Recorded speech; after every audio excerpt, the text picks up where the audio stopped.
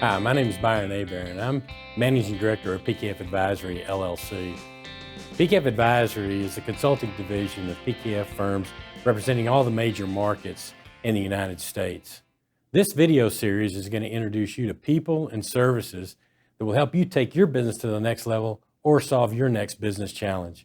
We look forward to introducing you to some of our team here at PKF Advisory. So transactions, there's all sorts of things on both buy side and sell side. So how do you use sell side due diligence to help a seller through a transaction? We're like the equivalent of a mechanic. If you're taking your car into the shop, we're the person who's going to be there to help you take a look under the hood.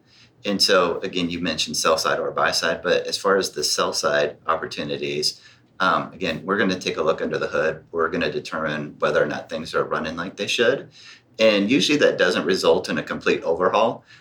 Maybe it's just keeping up with, making sure the oil changes have been done.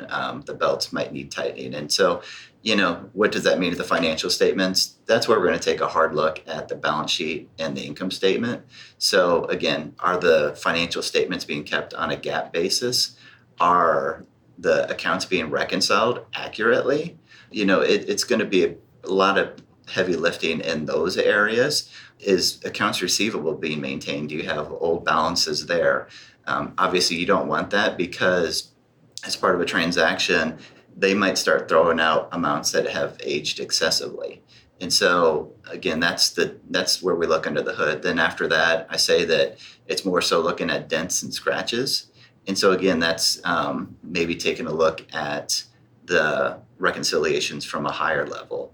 Something else that might be involved would be taking a look at internal controls.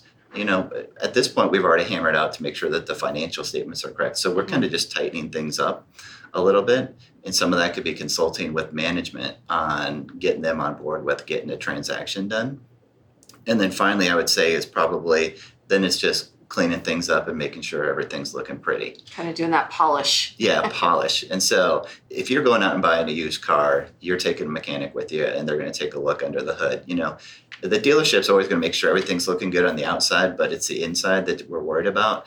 But then that last step is making sure that everything is looking good from the outside. Mm-hmm. And so some of that may be working with the seller, doing some type of budgeting that they might not have been keeping up with before. Some of it could be some different projections or just working with them on, if you were to continue to run the business, what would you have been doing to sit there and continue to grow this?